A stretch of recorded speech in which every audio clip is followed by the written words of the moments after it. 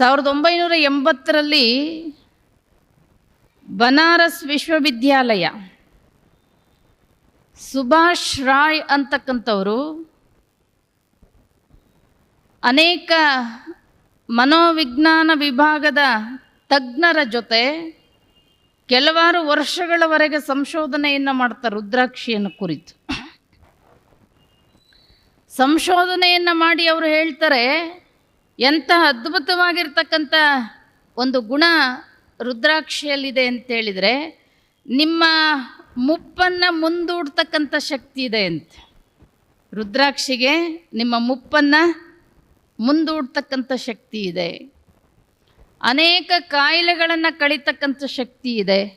ಅದರಲ್ಲಿ ಸುಮಾರು 1ರಿಂದ ಹಿಡಿದು 14 ಮುಖಗಳವರೆಗೆ ರುದ್ರಾಕ್ಷಿಗಳಿದೆ.